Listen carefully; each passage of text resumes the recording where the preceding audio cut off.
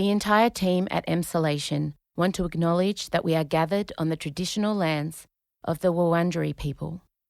We want to recognise that we are recording and telling our stories on the stolen land of our country's first storytellers. We wish to pay our respects to all Wurundjeri elders and ancestors, and to extend that respect to any First Nations peoples who listen to Emsolation. We recognise Aboriginal and Torres Strait Islander peoples' continued connection to the land and waters of this country, and acknowledge that sovereignty was never ceded. Always was, always will be. Russiano and Michael Lucas. You're in Emsolation. Well, hello there and welcome to what I hope is a life-changing edition of Emsolation. And who'd have thought I'd be saying that sentence about this show? My name is Russiano. I'm a writer, a singer, a stand-up comedian, a maximalist power queen, a neurodivergent magic brain, and a podcaster. And I am also in hectic perimenopause. And it is a topic that has completely consumed my life. I've done a stand-up show about it, but then I started talking about it online and realised a lot of you also felt overwhelmed and like you're being snowed under with this sudden lack of estrogen that we're really not warned about, are we? And about a year ago, I decided to take control of my health and fitness. And it has been truly a long but ultimately rewarding, I'm going to say the word, journey. I'm so sorry. I put a video out last week because, I'd come off of a gym session and I realized I'd gotten much stronger and I wanted to extend the hand of, just like, when you feel like you're drowning in a dark sea and all of a sudden a manicured finger reaches out to you. I'm Ariana Grande holding the nail of Cynthia Erivo to you. I just thought, I wish someone had have done this for me a year ago. I asked you all what you wanted to know about how I'd gotten strong and what I'd changed about, certain aspects of my life. And I was inundated. It was a tsunami. There was over 800 questions more. I mean, I'm just guessing because I stopped counting at about 700. But I realized this is such a huge thing affecting my community especially. And then I thought, you know what? I'm just going to, instead of sitting there with my Instagram stories and recording 4 days worth, I'll turn it into a podcast. And man, as I was laying awake at 2 a.m., as I'm prone to do, I thought, no, I need to get someone on who is a true expert in this field because I'm always a little bit reluctant to share health and fitness things because everybody is different. And also that's not really my area of expertise. So then I thought about the people that I'd looked to over my last year of turning my life around because of the clusterfuck that is perimenopause. And I thought about a woman by the name of Dr Stacy Sims. I'd heard her on numerous bro health podcasts. And I want to say to you, it was painful. She was extraordinary, like this glorious, glittery light, having to come up against these men who kept trying to get her to make her years of extensive research validate their incorrect opinions. Oh, my God, when I tell you. And I thought, no, I need to get her to you all. I need her on my podcast. So we chased her down and when we explained what we were trying to do and that we wanted to allow women and AFAB who wouldn't normally get an audience with someone like Dr. Stacy Sims, she was all for it. She is the absolute authority on women's health, exercise and nutrition. And when I say she knows her stuff, I mean, she's a PhD.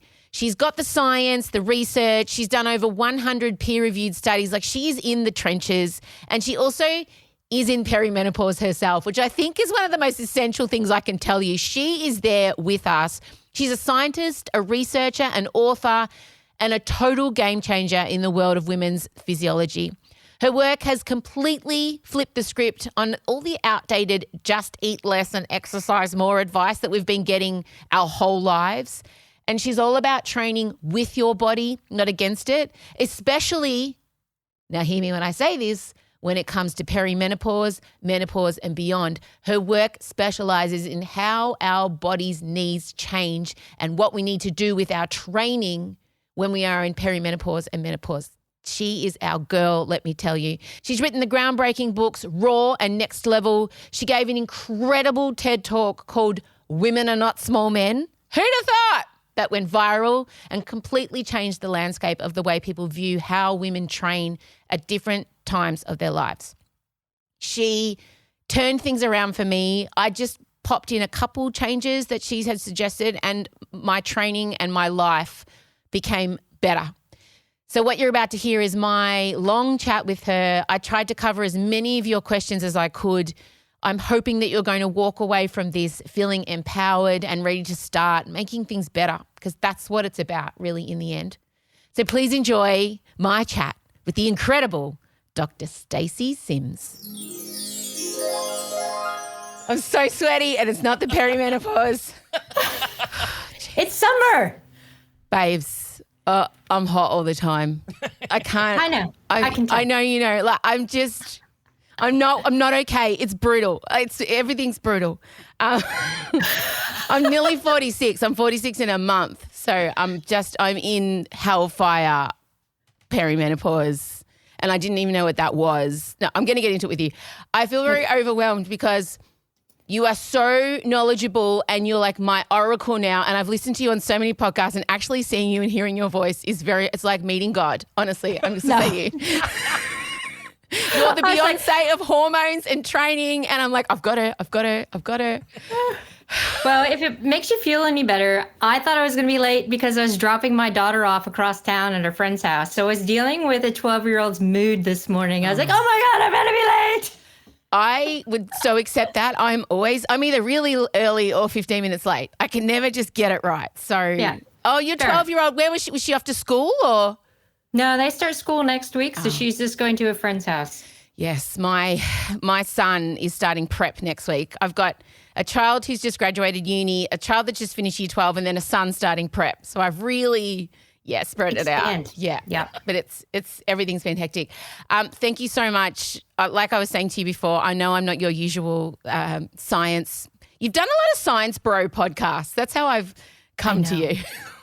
I'm trying to break into that Science Bro, and then I'm getting the powerful voices like Gabrielle Lyon and some of the others, and we're creating our own to take over the Bro podcast. I was going to ask you, that was like my first thing was like, can you just make your own? Because I can't listen to another man sit opposite you and say, I didn't know about the menstrual cycle till my girlfriend told me. And I'm like, why, bro?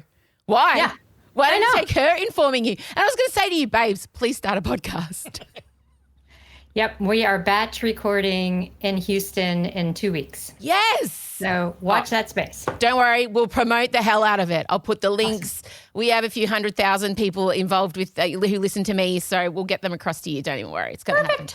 Amazing. Dr. Stacy, thank you so much for being here. I will warn you, I am in the midst of perimenopause.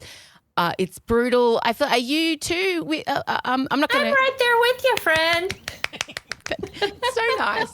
Because when I look you in the eye and say it's brutal, Dr. Stacy, and no one told me about it, how did you discover perimenopause? Was it through your extensive studies or was it when you were going through it? I knew about it from working with Marcia Stefanik and the WHI, and we were a sub-study trying to quantify hot flashes. So I was very aware of it. Yeah.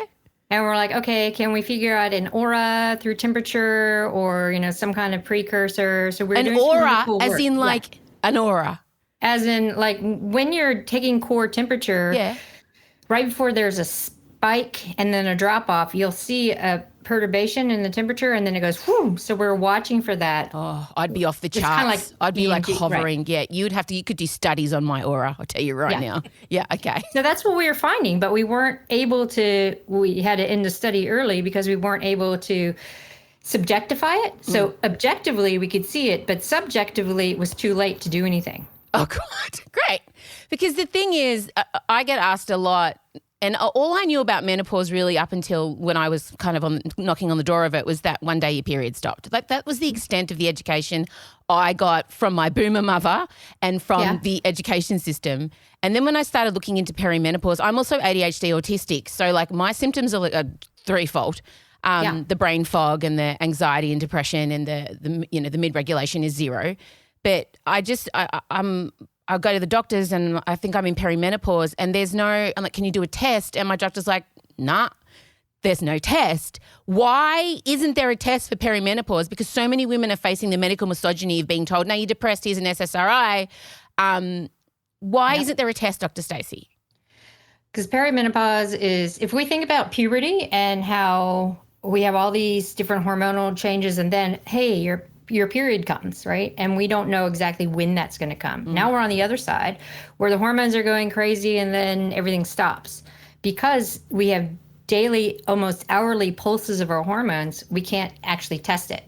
We could see a trend over time if we were to start testing every 2 weeks when we were in our 30s and looking at the ratio of estrogen progesterone, we might have a better idea, but no one does that.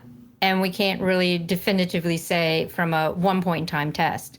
So they go by symptoms. But I always am like, you know what? If dudes had to go through this, it'd be a lot better than a symptom score. If dudes had to go through this, there would be vending machines with prick tests, and you could do exactly. that. I know. Yeah. So what are the list of symptoms? Because they're just, the sexy symptom is, when I say sexy, hot flushes, or I've got a dry vagina. Like they're the two things that have been rolling around since the 80s, right? But it's so much more than that.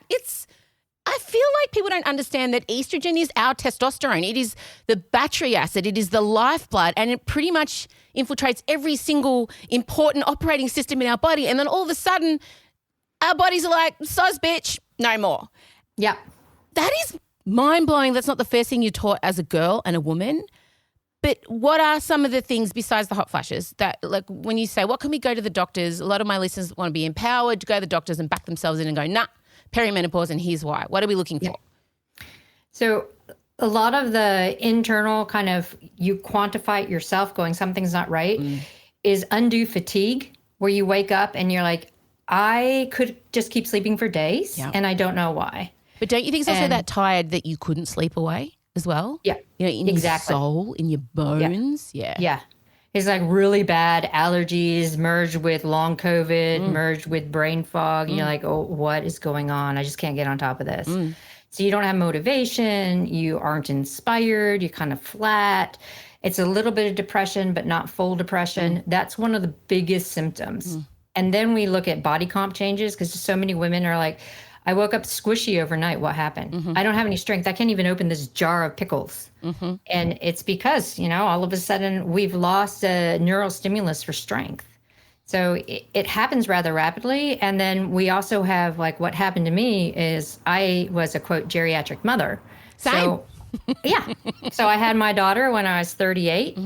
And they were saying it was postpartum depression. But actually, I think it was probably early perimenopause, where you're having all sorts of depression, anxiety, craziness, and you're having undue temperature control, hot flashes, maybe not. So all the things that can be early perimenopause, they put off as postpartum depression without even thinking, oh, wait, your age and you've just gone through all this hormone flux, maybe it's kickstarted perimenopause.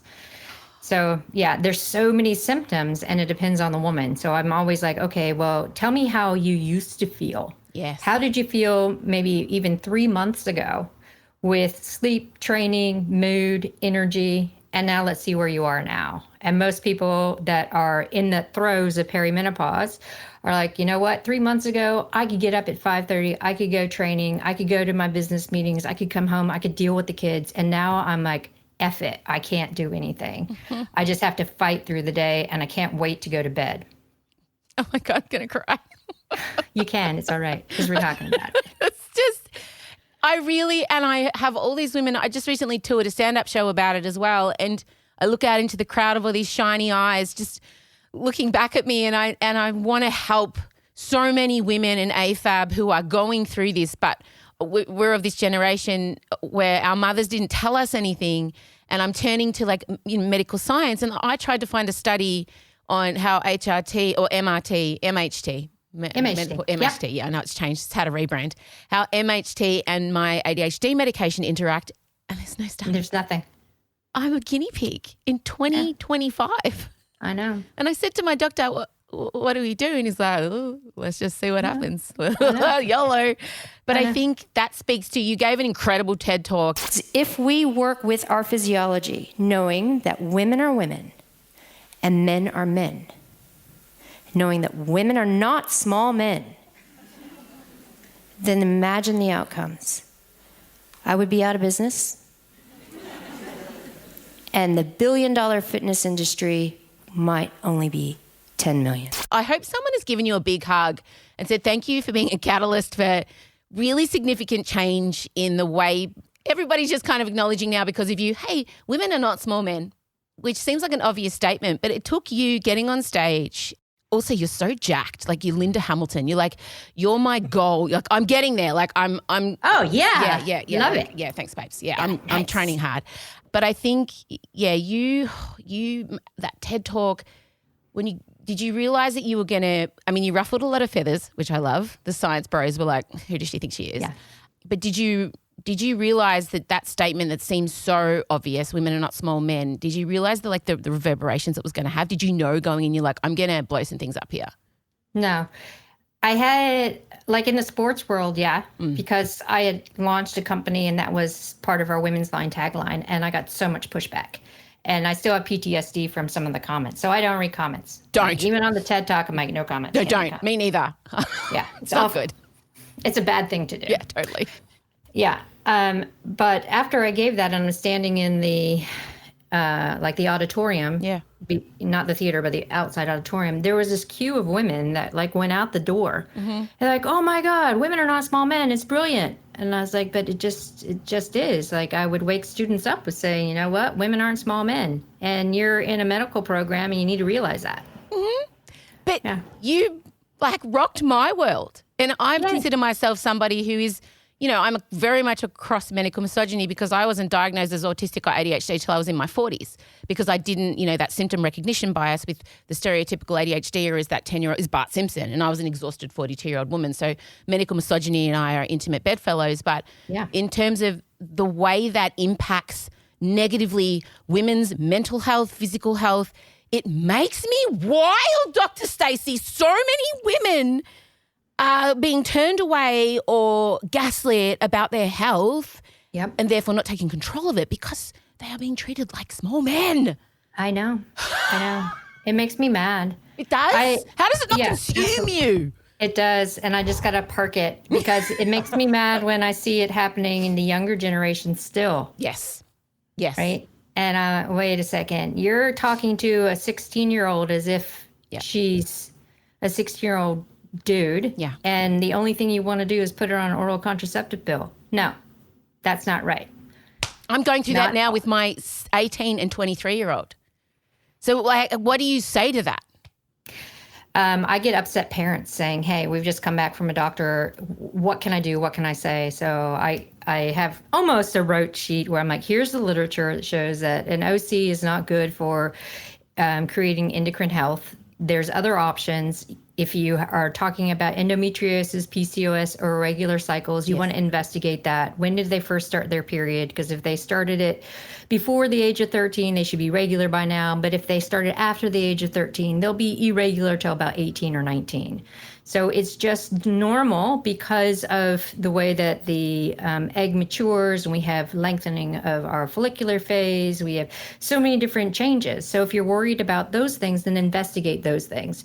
If you're worried about skin, then we can go to a dermatologist. Yeah. So you go to a GP and they're undereducated because that's the medical system, not by fault of the doctor, but by fault of the medical system. Mm. So if you go in armed, not as Dr. Google, but as someone who's researched and said, you know what, my kid is having issues with severe cramping and heavy bleeding, I think we need to investigate a little bit more on, heavy bleeding or menorrhagia.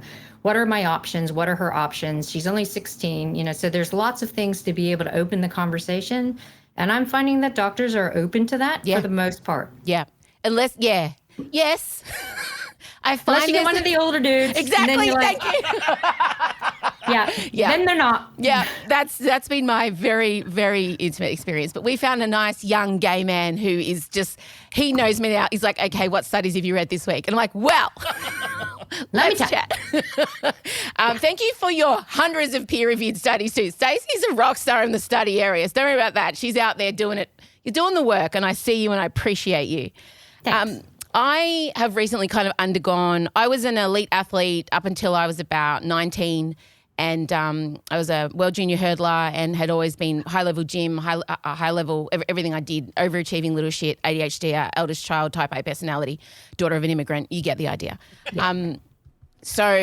I've always, my dad's also very mesomorphic, so, you know, when I go to train, I get muscular really quick. But I have this large, amazing community that have seen me training, and they're like, how have you done it? What are you doing? And I always try to preface it with, look, I'm naturally inclined to quick gains when I go back and focus on my strength training. But I really let it all go. I was 18 kilos heavier about a year and a half ago. Yeah. And then I started having all the issues that perimenopause bring up, and I went to my endocrinologist. And she said to me, you know, your bone density is really bad. And I didn't know that I was in such kind of early menopause essentially. But I didn't know that my body had been leaching estrogen from my bones, or, you know, my bones had becoming like they were like chalk. And she said to me, I said, what can I do? And she said, get strong. My endocrinologist said to me, and she's young, she's amazing. She said, go to the gym and get strong. You want to age strong. And that flipped a switch in me because I, like you, came up through the 90s, and I was a muscular, nuggety, athletic woman. So it wasn't really, you know, that wasn't okay.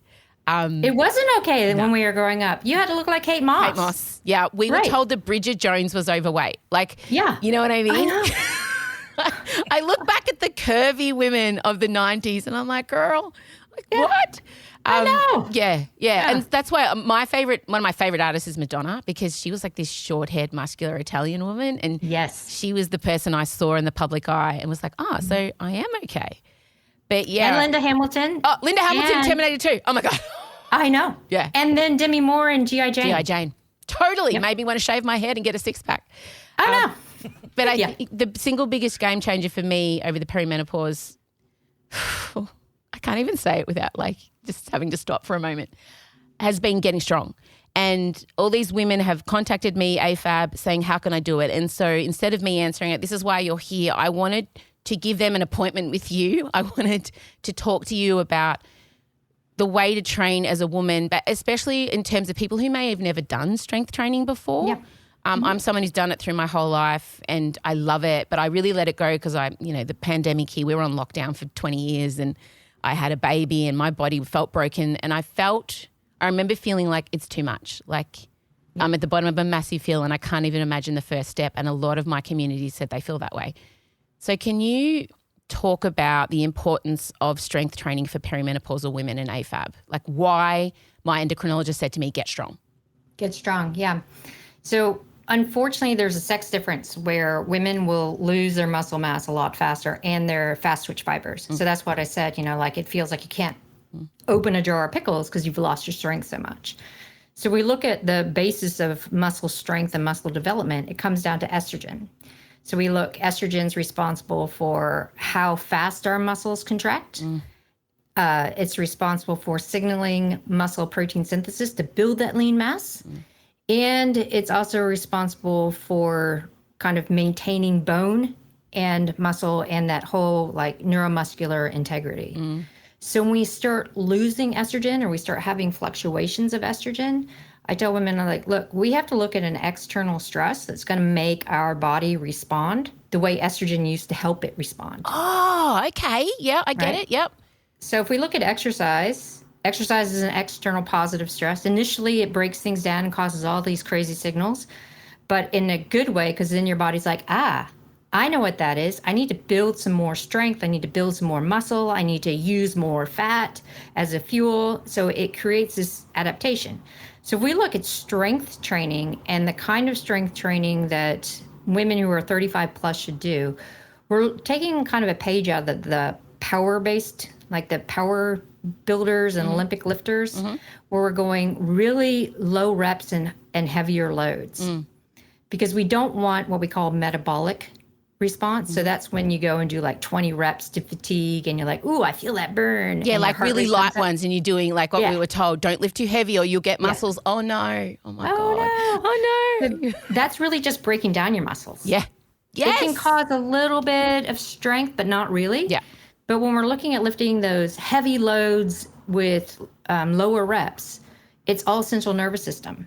So we're now telling our nerves that we have to have really fast nerve conduction down to that muscle. Mm-hmm.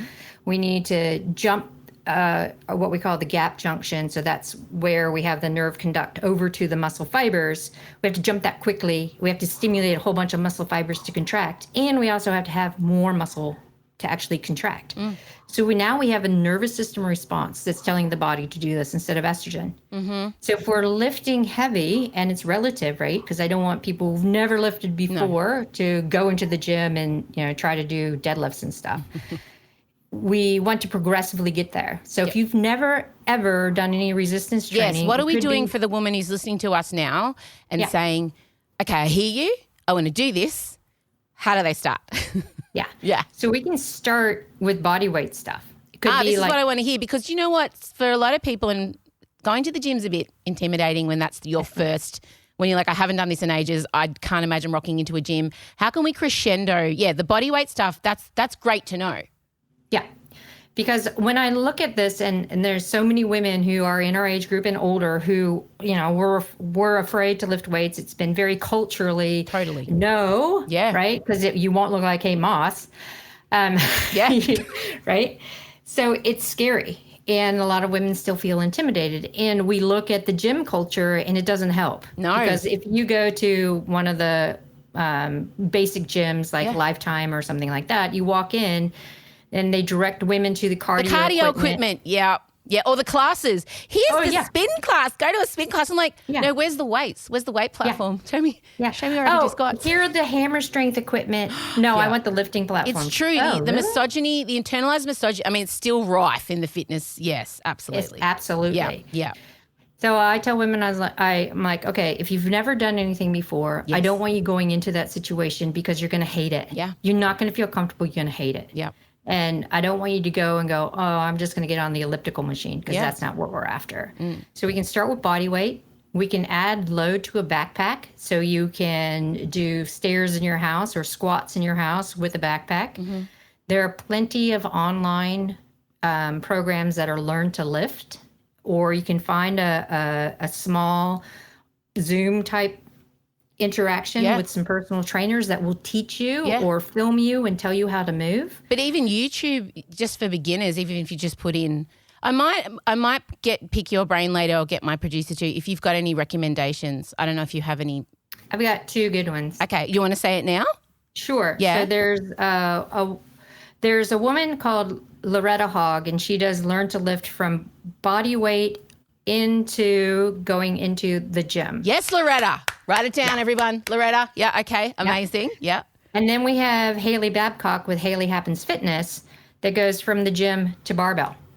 Oh, okay. This is amazing. You've really answered my questions here, because I had over 800 responses to, hey, do you want to know how to do it? And the main one was, I don't even know where to start, man. Yeah. Okay. Yeah. And then we also have Betty Rocker, who's all about staying in your house and learning how to do resistance training and maybe a little bit of high intensity work. So there's options for everyone. Okay. Right? I love that. Yeah. So for people who are feeling intimidated in the gym, they can start at home with the body weight stuff. In terms of nutrition, it's a really hard topic. I'm someone who has kind of overcome an ED. I had binge eating disorder for most of my life, being an athlete, and also, I realized it came down to being neurodivergent and not being able to kind of settle until the night, and when all the adrenaline leaves my body and I'm able to finally feel my appetite. But I think eating's such a tricky topic for women and AFAB in general, because we were teenagers in the 90s and we're seeing what the ideal body type was supposedly. So I find it hard to talk about it, because so many of us have a form of disordered eating because of the way we grew up. Right. How do you tackle women and AFAB people's nutrition from a beginner's aspect? Like, when I heard you say women should be eating something within half an hour of waking up, that was life-changing, Dr. Stacy. Great. Do you do it now? I do. I really do. And I had not been eating until about midday. Oh, gosh. For most of, I know, you don't, the little things that I know are so, because you're so smart and you've studied it, are so obvious to you. Even people like me, and I consider myself of moderate intelligence, when you said that, can you explain why we need to eat within half an hour of waking up? Women specifically? Yeah, women specifically. So it's our hypothalamus. And the hypothalamus is the area in our brain that's responsible for our hormone health for the most part, including thyroid, as well as our appetite control, so our appetite hormones. And when we wake up naturally, we have a little bit of a spike of cortisol about a half an hour after wake up. Mm-hmm. If you have an alarm clock, that spike is even higher because all of a sudden you're jolted out of sleep. So the hypothalamus is fully aware that we're up and ready to go. If we delay food intake, then that cortisol peak is going to stay and it's going to create muscle breakdown. So if we have something like 2 tablespoons of Greek yogurt, so around, that's all. 15 grams of protein. Yep. Hypothalamus gets amino acids because the blood circulates right through the brain and you're getting more stuff in the blood. The brain picks up the fact that you have some food coming in. It's like, okay, we can drop the cortisol. We know that we have some nutrition coming in. Yeah. Let's get on with the day. And the cortisol makes us feel stressed and flustered, right? We're up in heightened fight or flight. Okay. Yeah. And we don't need any more of that. A little bit of cortisol is fine. Yeah. Right? We need it through the day. Yeah. That's how we all of a sudden stop and, you know, we're alert. But when we keep having really high peaks, then our baseline increases. Yeah. And when we're in perimenopause, we're already in what we call a sympathetic drive. So we're in that tired but wired state. Yeah. So we need to look at all the things we can do to bring that tired but wired down to, okay, I can relax. I can let my nervous system relax a little bit so that I can sleep better. So when we start talking about nutrition for women, because it is so polarized, it's like a cult, because people will say, I'm vegan, I'm paleo, I'm keto. Yeah. It's like, okay, but what I want people to pull back is there are 2 essential things for, one, preventing a lot of body composition change when we're in perimenopause, and 2, improving our brain health, which we want for longevity. Yeah. It's our gut microbiome. Yeah. Like, how are we going to help our gut? That's the first thing. If we're looking at eating a wide variety of fruit and veg and also having protein with every meal, then that's how we really solidify gut diversity. And why I say it's really important for perimenopause is we see about 3 to 4 years before that one point in time, menopause, when our periods stop, we have an incredible reduction in our diversity.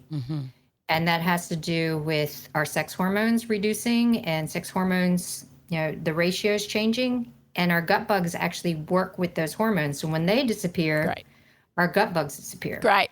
Not good. It's really good for us, isn't it? Not good. Yeah.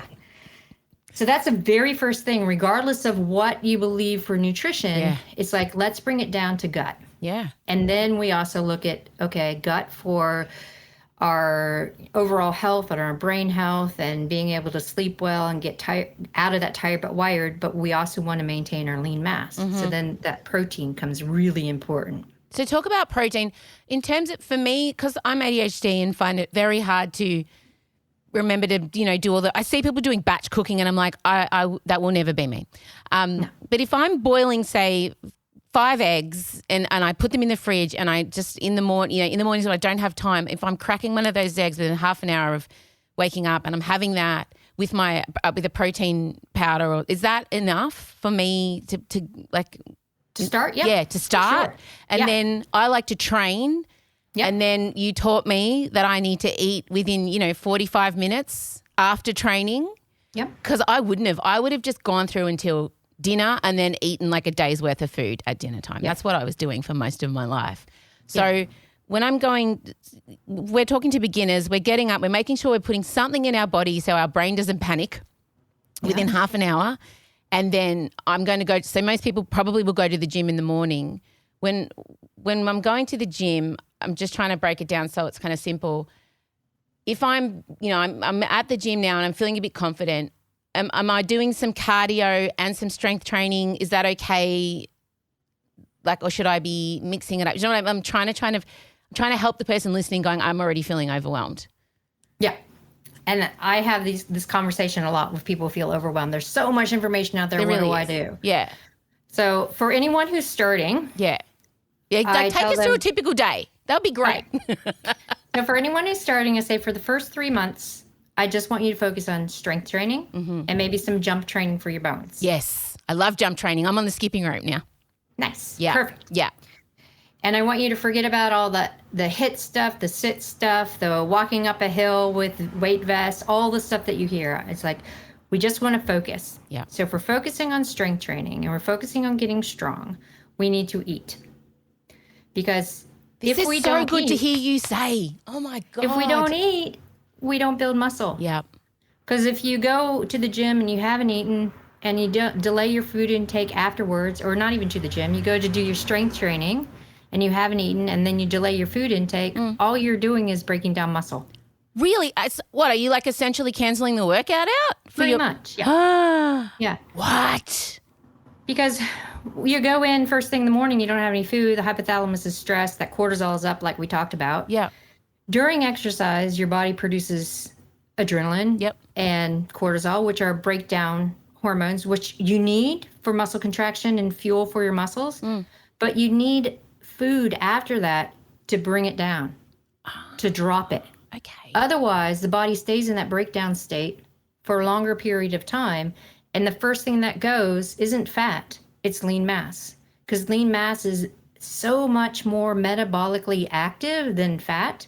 Your body's like, wait, I don't have food coming in. I'm going to take it from this tissue that needs a lot of energy. So that's the first thing that goes is lean mass. So This women just goes who get against up and go training. we've been told. Right. So that's why people are like, oh, I do fasted training or I do Yes. intermittent fasting and I go do my workout fasted. I'm like, well, why? Because you end up doing, you have to train 3 or 4 times harder than you should to get gains. Because you're not actually fueling or allowing your body to adapt well. Yeah. You're just promoting a breakdown state. Because I heard you say something on the Huberman Lab that actually I had to stop driving.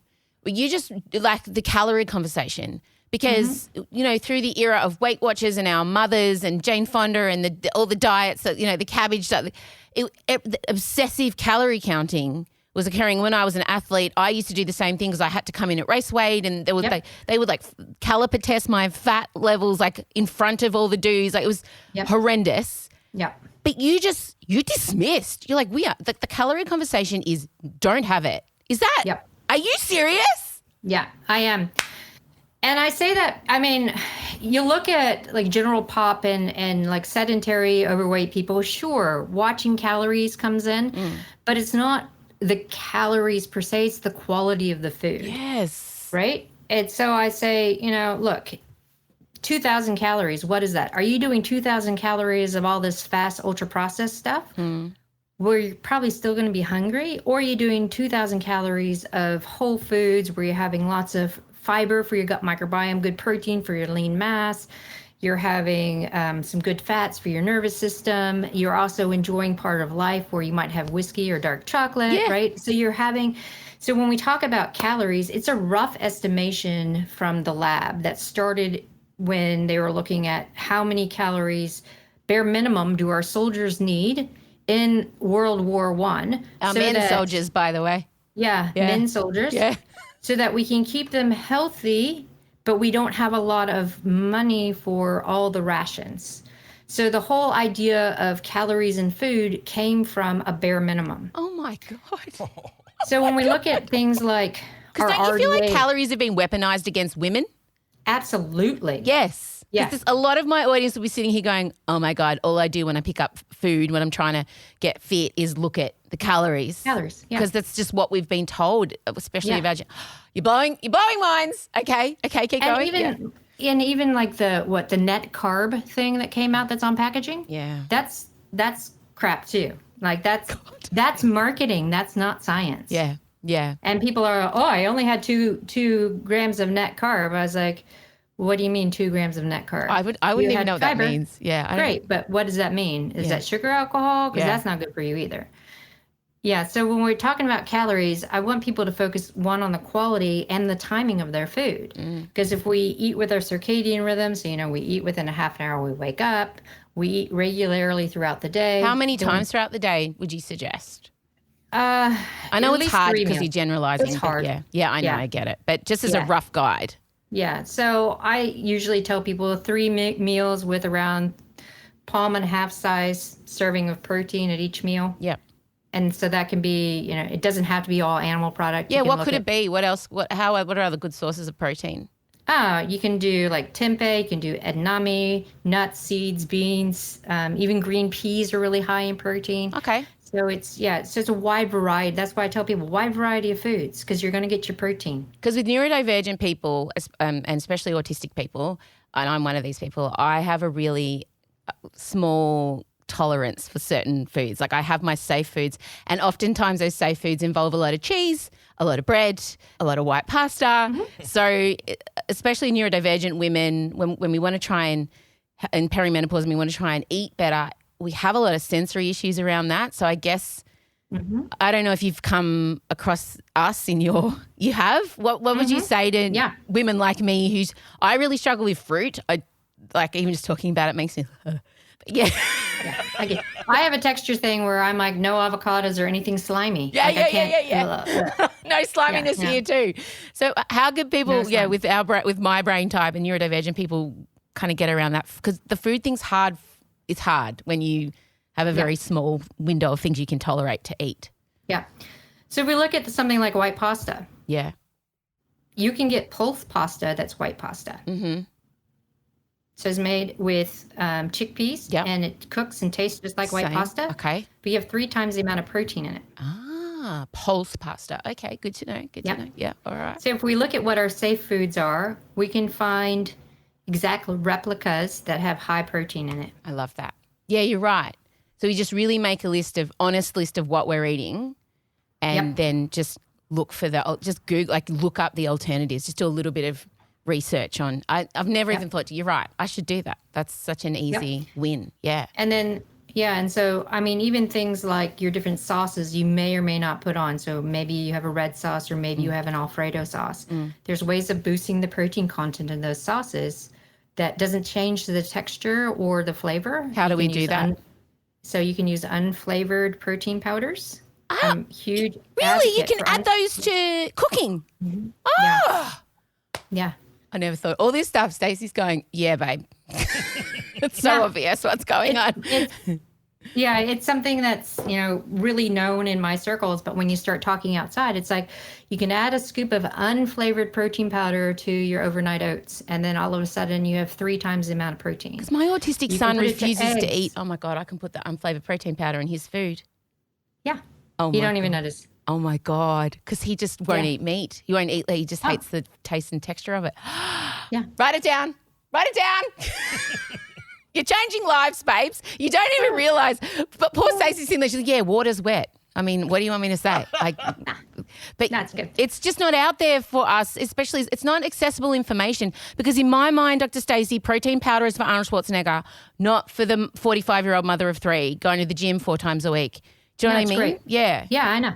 It's so I'm very conscious of the types of protein powders that are out there because you can get the flavored ones that have all sorts of flow agents and fillers and shit like that in there. But if we're looking at a clean, unflavored, either pea isolate or whey protein isolate, super high in protein, no additives, nothing like that, they are so versatile. Yeah, right. And you don't even have to use a full serving. You can sprinkle stuff in. I mean, I do a mac and cheese for my daughter where I use nutritional yeast flakes that taste like Parmesan cheese, but it's B vitamins. And I mix that with plain whey isolate. Yeah. And then you cook the pasta in half the density of water. So it ends up being creamy as it cooks. And then I put that in and stir it. And she thinks, oh, wow, it's mac and cheese. Oh, your sneaky cooking would be the best. You need to do a sneaky cooking cookbook for the people like me that have children that won't eat anything good for them. That would be very added because you're not busy enough. Add that to your list, please. Okay. I'll add it to the list. Thank you so much. So I guess, we've covered off the food. We're going to be eating, 3 meals But and what about little snacks in between? Yeah. Well, it's okay to have little snacky snacks. Of course. Okay, great. Terrific. You're not getting rid of our snacks. No. What are we snacking on? Tell me. Yeah. It depends on if you're like, I need a sweet snack or a savory snack. Both. I mean, both. Yeah. Yeah. One of the easiest things to do is you take a trail mix or a gorp, or I don't know what they call it in Australia. Trail mix. Trail mix. Throw it in a food processor, blend it up, take it out, little bite-sized bits, and there you have protein, some fiber, good flavor. And if you need a caffeine hit, throw in some espresso powder as it whirls around. Espresso and you're powder. Like, boom. Yes. Yeah. That. I heard you say that you make yourself a little concoction of double espresso protein powder and sweetened almond milk, and you put it. I'm going to start doing this. And you put it in the fridge overnight, and you have that in the morning before you train. So, is it okay to have caffeine on an empty tummy, or does the protein and the sweetened almond milk kind of negate the caffeine? It negates it. Oh, great. If you're sensitive to caffeine, then you want to watch it. Yeah. Like maybe you have half calf. Yeah, not double espresso. Right. Or just the protein powder and the almond milk, but I'm all about the double espresso. Oh, same babes. So. I mean, I feel like you and I are of a similar species. You have a much bigger brain, but I feel like I see. I know a lot about one thing, but don't ask me about computers. So I know a lot about drag race, but don't ask me about sports science. You know, it's okay. Yeah, great. This is why you're here. Amazing. Yeah. Can I ask you why do our bodies change so much in perimenopause? Why did I wake up with a completely different body? What? And why is it so hard to change? Because of our hormones. Because, you know, like if we think about, I'll bring it back to puberty, right? Yep. And I say that because the age of my daughter and really wanting her to be confident in her new body. We have complete biomechanical changes. Like our hips widen, center of gravity changes, our shoulders widen. We put on boobs, we put on belly fat. All these things are generated by hormone exposure. So when we stop having that hormone exposure, every system of the body is affected. So we lose the impetus for building bone. We lose the impetus for building lean mass. We have a disconnect between the way our muscles respond to exercise and free fatty acids. So now our liver comes in the conversation and says, hey, I got to store these somewhere and the skeletal muscle doesn't want it. So let's store it as visceral fat. So if we look at using exercise to negate that, like I was saying, we use an external stress, then we start having all these adaptations that don't require our hormones. So now the liver's like, oh, wait a second, I need those fatty acids to go into the muscle. And the muscle's like, yeah, I'll use those while I'm contracting, but I'm also going to store them in the cells where it needs to be.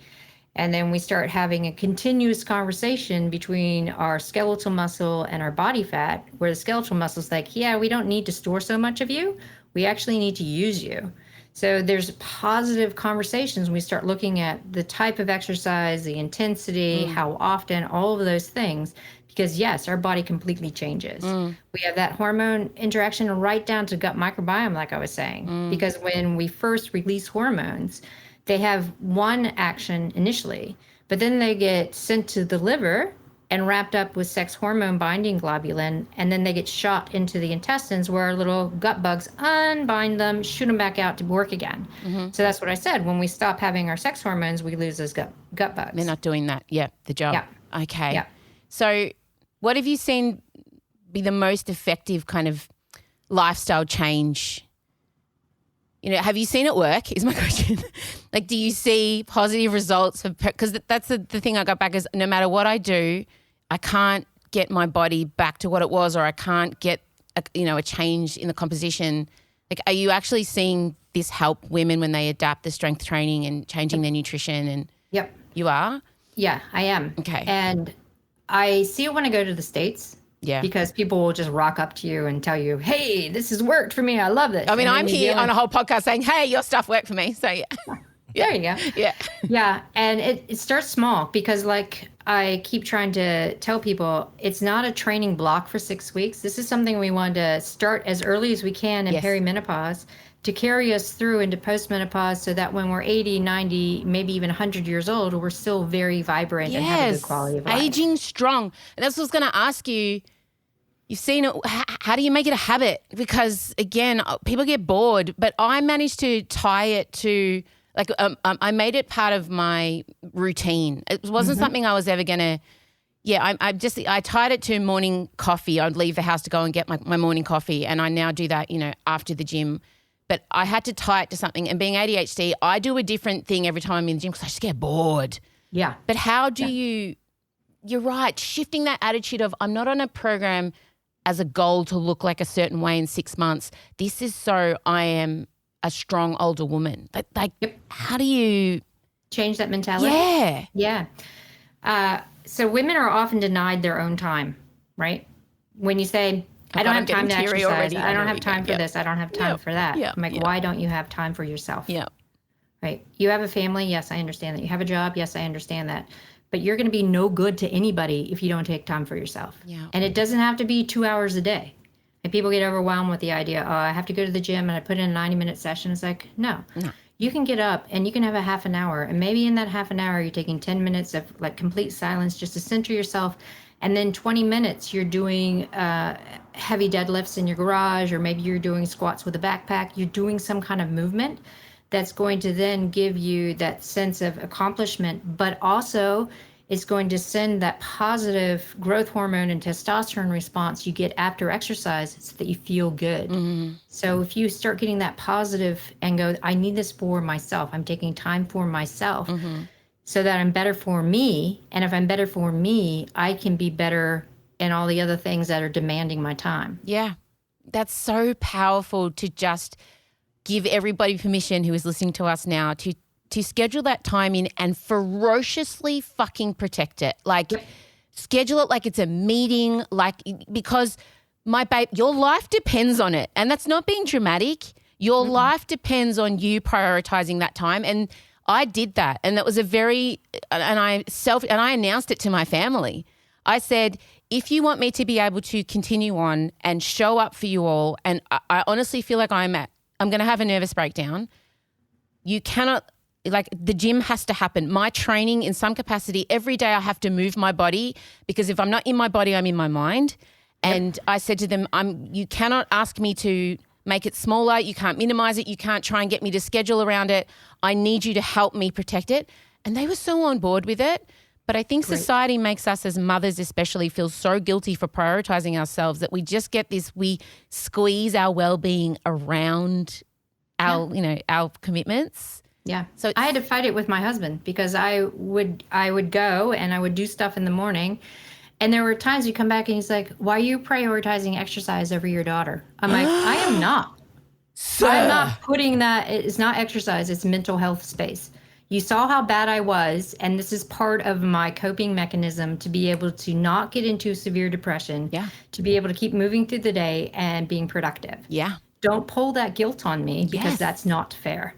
Yes, girl. I mean, I'm surprised he's still alive after saying that to you. I respect your self-restraint. Well, we've come to blows sometimes. No, just kidding. Of course. No, don't even. I mean, marriage is hard. We're not here to sit here saying long-term relationships are easy. They're not. They're fucking hard. But I also find one of the benefits of where we are in our life now is the veil drops. We just start, I can't not tell the truth now. My tolerance for dickhead behavior has gone. I have no filter for that now. I don't have time for it. Same, girl. Same. Life's too busy. Yeah. And there's too many things to be done. Yeah. If you are not straight up, you're not calling a spade, I'm going to call you out on it, because I don't have time for it. Same. And I live for that. Now, before I let you go, because I know you've got a lot on, I would like you to speak directly to maybe the woman that comes to you and she's sitting in front of you and just saying, Dr. Stacy, I've lost control of myself, of my life. I don't know where to start or where to begin, because honestly, that was me 18 months ago. And when women contact me, my heart, I'm just I understand where you are, and I can help pull you out of that in any way, which is why I've chased you down. Yeah. What would you say to that woman, AFAB person who desperately wants to make a change, but just feels like they are just, in the pit? Overwhelmed. Yeah. Yeah. Where do we start? What's the, Yeah. So I tell people there are 3 to 4 key pillars. Yeah. Where we look. I love these, the pillars. So we have mindfulness and sleep. Mm-hmm. That's all the parasympathetic. We have nutrition, physical activity. So those are our big 3 to 4. Mm-hmm. So if you separate mindfulness and sleep. And I ask them, what is the biggest concern right now? What is the biggest concern? Are you not sleeping? Are you tired but wired? Are you worried about your nutrition? Are you wanting to move more? So we find which of those we want to focus on for the first 3 to 4 weeks. And that's the only thing we're focusing on. We're only focusing on getting up, having 10 minutes of breath work or mindfulness, and then maybe we do some stretching. So I want you to start to get into that habit and protecting your time, and we're just doing that. Right? So we find out what is it that we want, and they'll find that if they focus on that one thing of like really centering, bringing themselves down, doing some movement, it actually improves sleep. Once we start improving sleep, then everything gets better. So true. Yeah. Yeah, you're right. Sleep is just so important. God. Yeah. A lot of times I'll get I just want to look better. You know, because we've lost our body, right? Yeah. And I don't feel like myself in my body. I want to look better. I'm like, no, you want to feel better and you want to be strong. So first, you know, like let's put the physical activity and movement patterns, and then we'll change the nutrition. But it's step by step because we're not in this tight training block. These are things we want to do to move through life feeling good, getting energized, becoming empowered, and then when we're 80, we can be like Train with Joan. Yes. You know? Yes. Yes, yeah. You're so right. And especially with ADHD is we do have that all or nothing mentality. It's like if we can't do it all, we'll do nothing.